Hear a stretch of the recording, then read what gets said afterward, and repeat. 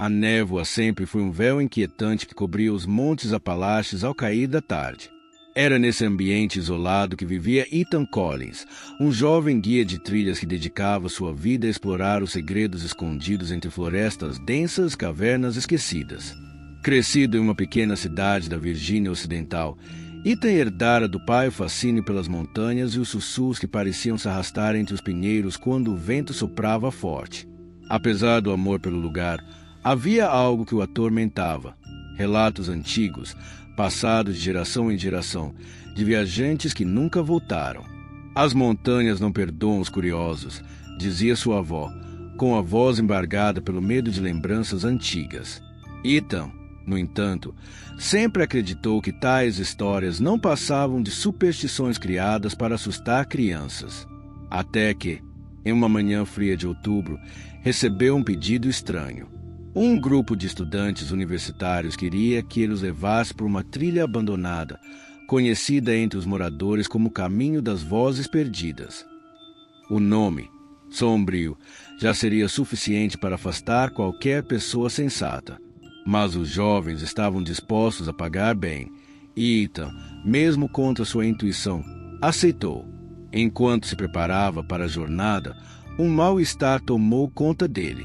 Não era apenas a ideia de guiar forasteiros em território perigoso. Era algo mais profundo, a sensação de que as montanhas estavam esperando. A caminhada começou em meio a risadas nervosas. Os estudantes, 4 no total, traziam mochilas maiores do que precisavam e uma coragem que parecia fabricada apenas para impressionar uns aos outros. Ethan, acostumado a trilhas solitárias, estranhava o jeito deles lidarem com o silêncio das montanhas. Então, é aqui que os fantasmas fazem reserva para férias, brincou Mark, o mais falante, enquanto chutava um galho seco. O som ecoou mais do que deveria, arrancando um olhar sério de Ethan. Essas piadas não vão soar tão engraçadas quando escutarem algo responder do mato, disse ele, meio sério, meio cansado das provocações. O grupo riu, mas a risada morreu rápido quando um estalo forte veio do meio da floresta. Lena comentou, deve ser um esquilo assassino planejando nossa morte. Alguém tem nozes. Ethan sentiu um arrepio percorrer sua nuca. A cada passo, a trilha parecia mudar. As árvores se inclinavam, como se quisessem bloquear a passagem, e o ar ficou mais pesado, úmido, quase pegajoso. Uma sensação de ser observado pairava, e até os universitários diminuíram o tom das conversas. Quando chegaram a uma clareira, Ethan notou algo estranho. Pedras dispostas em círculo, cobertas por musgo, como um altar antigo. Beleza, agora só falta alguém acender uma vela e invocar o capeta, disse Mark. O vento soprou, e entre as árvores, uma voz baixa, quase um sussurro, ecoou. Não parecia humana. O silêncio após o sussurro foi sufocante. O vento cessou de repente, como se as próprias montanhas estivessem prendendo a respiração. Lena tentou disfarçar o medo. Ok, quem trouxe a caixa de som? Porque eu juro que ouvi alguém pedindo para trocar a música. Mas ninguém riu. Os olhos de Ethan estavam fixos na floresta. Ele sabia que aquilo não era eco, não era vento. Era algo vivo. O círculo de pedras parecia vibrar, como se um som grave viesse das entranhas da terra. Aaron deu um passo à frente e murmurou. Talvez seja só, sei lá, tradição indígena.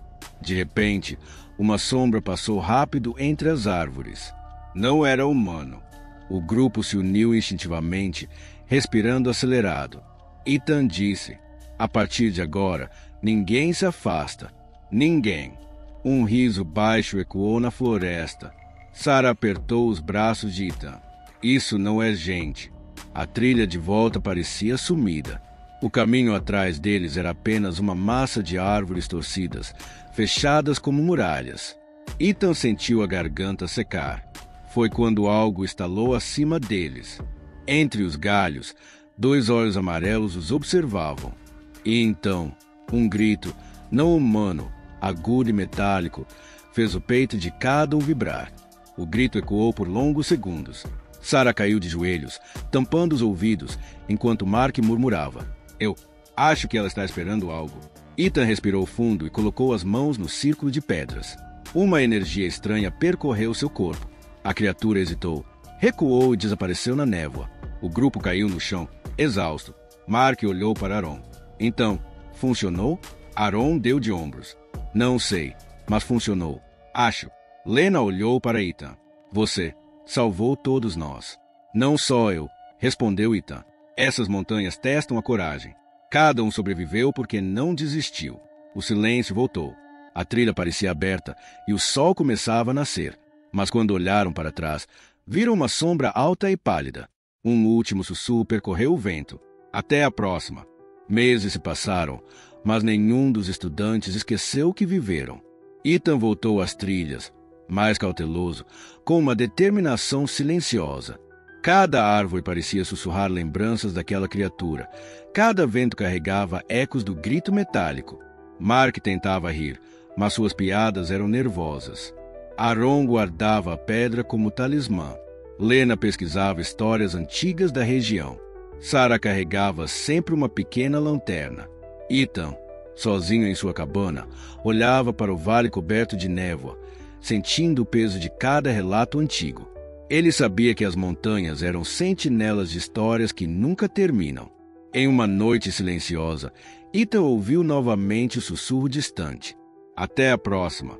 Ele sorriu, de forma triste, sabendo que o terror era eterno, mas também necessário. O caminho das vozes perdidas permanecia, escondido nas névoas, pronto para testar a coragem de quem ousasse desafiá-lo. O sol já havia rompido a névoa quando Ethan e os estudantes finalmente emergiram da trilha. Os sons da floresta, que antes eram opressores, agora pareciam comuns. O canto distante de um corvo, o farfalhar das folhas sob o vento suave. Mas nada conseguia apagar o peso do que tinham vivido.